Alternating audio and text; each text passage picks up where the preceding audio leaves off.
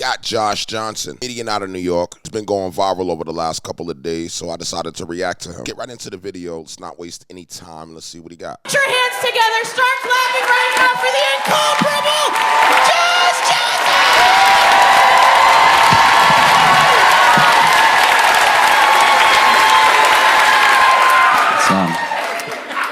I've had quite a week still trying to distill all of my thoughts and feelings around the presidential debate.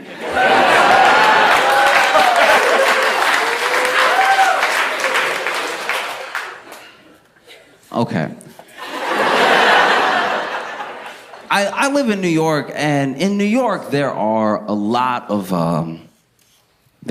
parks, and in some of those parks you'll see, it's like an iconic thing about New York, that there'll be somebody playing chess in the park, right? And sometimes they're just two old men playing chess or checkers. Sometimes it's somebody that's like, hey, I'll play anybody, I'm practicing for a tournament. And a lot of times it's somebody who's playing chess, but they're playing for like money. Like, you put 5 down, I bet you can't beat me, and I'll put 5 down, and we'll see. And then, you know, speed chess as well. They got the clock next to them, bow, bow, bow, right? And I've played before, and I'm not good at chess. And it's crazy how fast you can lose. Sometimes I'll be playing chess in the park, and he'll be like, checkmate, but it sounds like there's no way. Then I'll grab, I have a chess book. And I'll look at the board and look at the book. Like, damn, okay. That wasn't that many moves. I don't know what else I was supposed to do. You know? And I don't know, I feel like watching the election and watching the debate felt a lot like that. It felt like bad chess moves.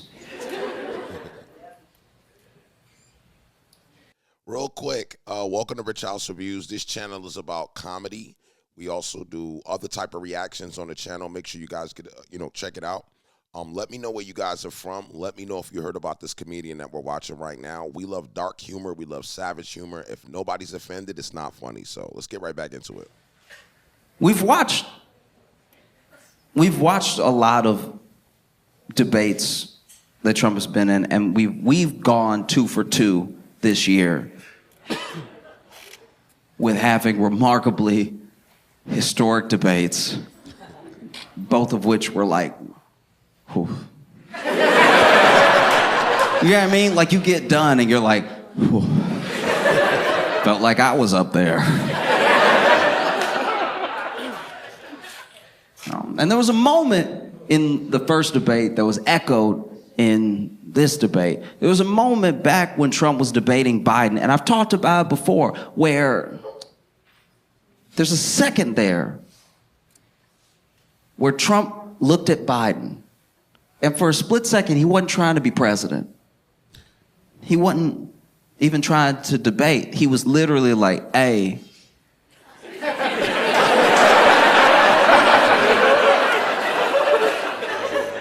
he good? Like, no, y'all, stop.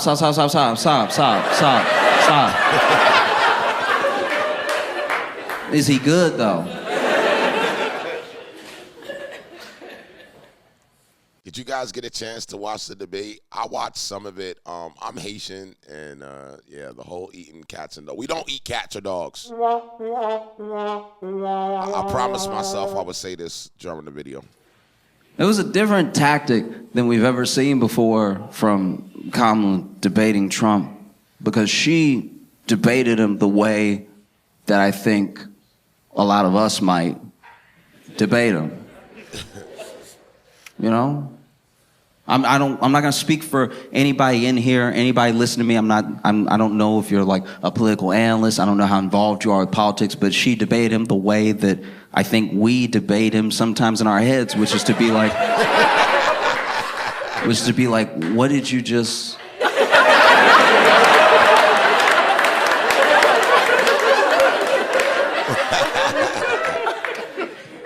Because most politicians are not, hear me out. Most politicians don't behave like people. And when I say that, I want you to understand, I mean, maybe they care about people, maybe they care about getting something good done, maybe they care about forwarding their agenda, but they don't react to things and they don't behave like people, like just regular people. It's why they feel fake. It's because they can't just be like, oh, shit. You see, man? Do you see what I mean? And it's why people from 2015 on have gravitated towards Trump, because he feels like they would react. Like he will say, oh, shit. But then you look at someone like Kamala, and she's a very polished person, very accomplished person. But in that debate, she was having moments that for the first time ever felt like moments that we might have up there. Does that make sense? Like when Trump would debate other Republicans leading up to the nomination, or when Trump would debate Hillary or Biden, there was a sense of like, wait, are you not going to say anything about the thing that he just said just now? Why are you staring forward, acting like what you heard wasn't wrong? Why are you like looking to the moderators to fact check? There's nothing more exhausting than when someone who could be a good player is looking at the ref to be like, help.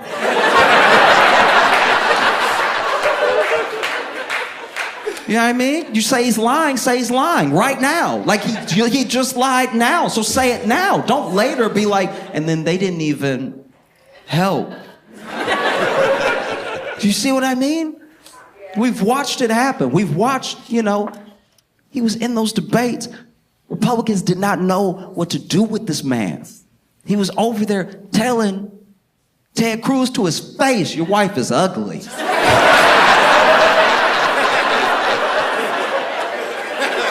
And I want y'all to give me y'all version of the debate, you know what I mean? Because I've seen clips, I've heard things that people said, but I didn't watch the whole debate at all. I've probably seen the only viral part, so y'all let me know what your outtake was on the whole thing. I'm not really political, but I just want to know about the debate. I feel like when it's Trump, I feel like it's like a battle rap. Like he's about to battle somebody else. So. And because Ted Cruz doesn't move like a person, doesn't react like a person, he didn't slap him in his face in that moment.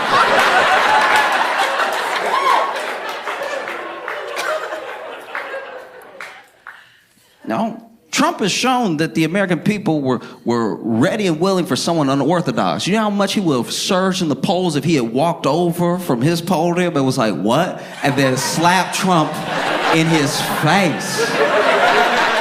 I know at least his wife would have liked it. Yo, if he would have slapped Trump listen, I need everybody's side.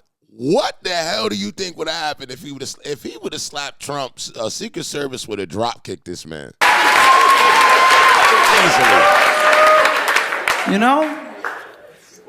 I don't even remember what he said about Marco Rubio. I just remember Marco Rubio looking littler and littler every day. Marco Rubio started showing up. I was like, is he 4'8"? Nobody knew what to do. Journalists didn't know what to do. Journalists were like, but you can't say that about the press. But he did it. What are you going to do? And so now you watch this debate with Kamala, and we've all heard it and probably said it ourselves, that she baited him a lot, but he bit every time. That's Trump, though. And this is my thing with that, is that decorum aside, don't you want someone representing you that could maybe let something slide?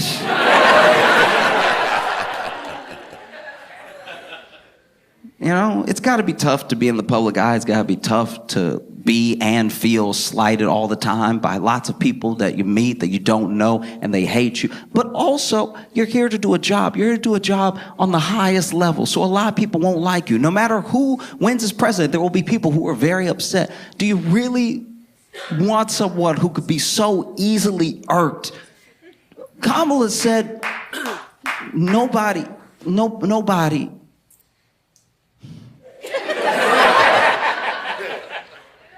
Kamala said that people leave his rallies early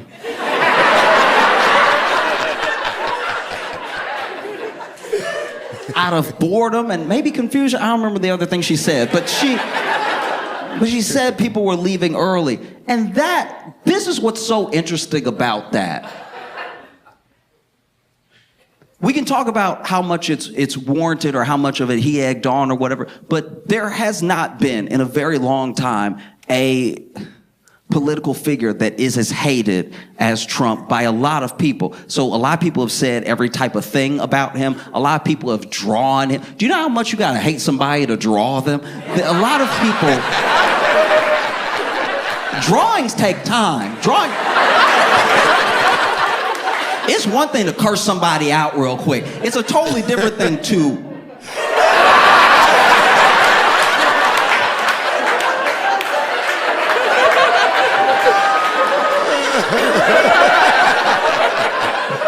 No, wait, I'm getting his ass. I'm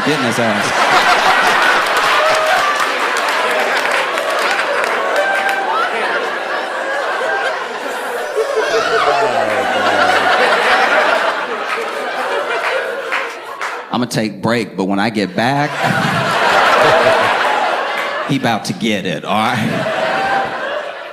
So all manner of things have been said to and about him, about himself, about his family, about how he behaves, about how he actually feels, about Americans in America, all of it. But this thing hadn't been said. And it turns out that this was the thing to say. This was the thing. If you're talking about feelings, this was the thing. And look, as someone raised by black women, don't.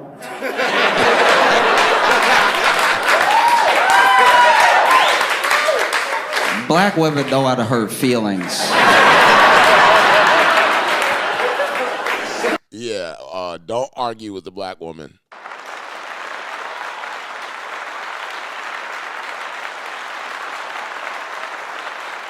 Back to the video. Only a black woman would be like, no, go to his little rally and see him. You're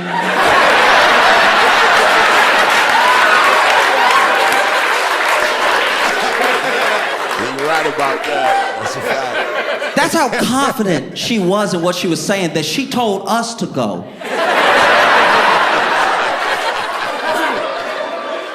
She was like, look, I'm gonna do something I wouldn't normally do. Go ahead and go. You'll leave early, don't worry.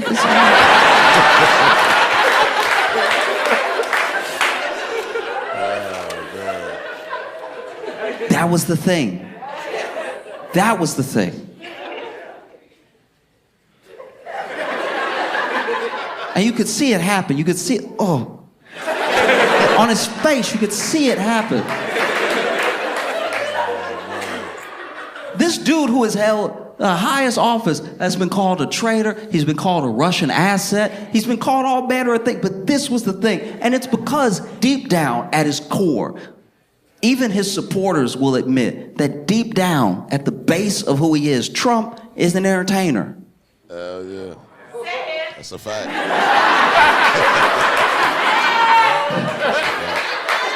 And all I'm saying is, as a fellow entertainer,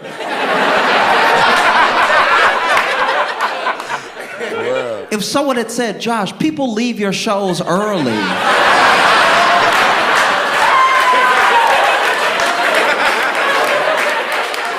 Out of boredom and confusion, I'd be like, oh, okay, we fighting, say less.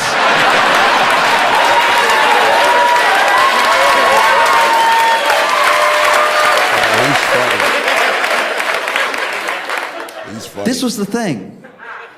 that was the thing that like broke through this weird armor, because I've noticed that Trump specifically has a thing that has always kind of existed in politics, but has never existed to this degree, right? Where Trump has a filter created by his base, by the people who like him, love him, and everything, that he can say whatever he wants, but they will distill it for him for the rest of us. That's right, though. He'll say whatever, and then they will be like, what he meant was...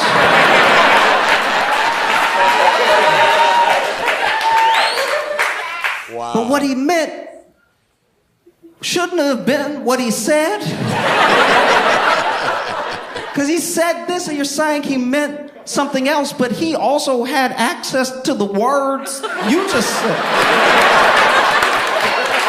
So are you sure he meant what you're saying and not what he said?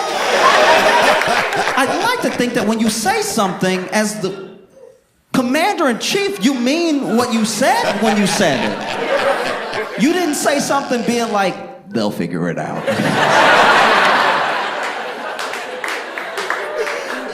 And because he has that filter, because that sort of buffer exists between him and like sound arguments and logic,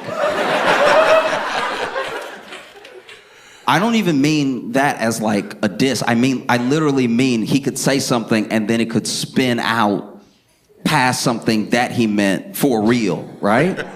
Because as an example, that's like Trump's vaccine. I know we forget that, and I've talked about it before, but that's like, as far as presidents go, as far as you getting credit for the things you do while you're president, that's Trump's vaccine. But when he tried to say, guys, we did it, we have a vaccine, and his audience booed, he realized what it's like. Oh, I don't necessarily control what goes out, even though I said it. I said you should get vaccinated, and then they booed me. So clearly, it's not like a one-to-one. What I say is not, it won't be exactly what they do. So now I'm also trying to figure out how to like keep them on my side, but win them over, but lead them. I think in that moment you saw him get really worried and confused, and he immediately backtracked. He was like, or don't.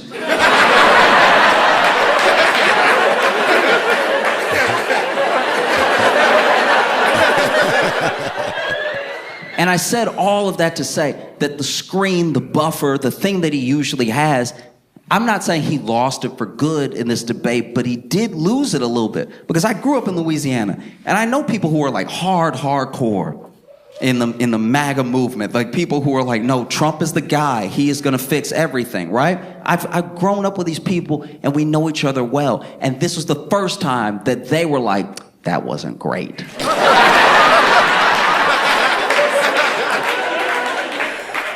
Because even in debates against Hillary, they were like, no, okay, he said the thing, and I know it's a good soundbite for you liberals, but like, this is what he meant. And the thing that they're saying he meant, which is what they heard, which is what they decided to hear, is a reasonable thing when they start saying it from their mouths.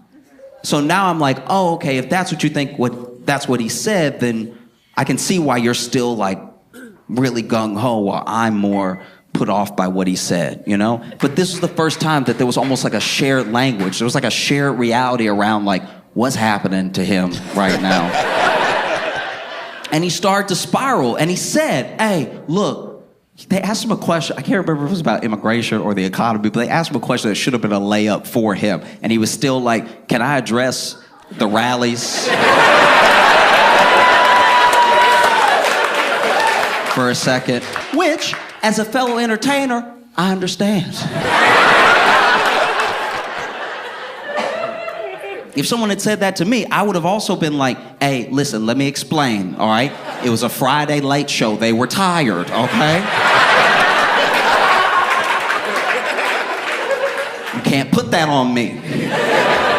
And he said, can I address the rallies real quick? Because people don't go to her rallies, all right? They don't go to her rallies at all. The people that go to her rallies, she got to bust them in, and then they don't even have fun while they're there. She doesn't have any snacks. Now I'm paraphrasing, but like...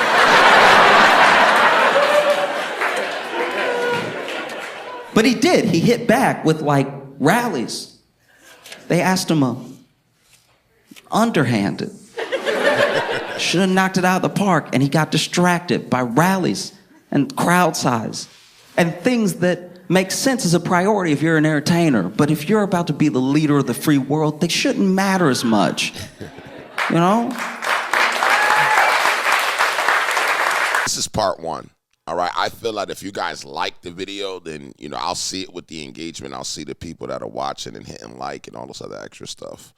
Let me know what y'all feel about this comedian. Do you like him? Are you feeling his vibe?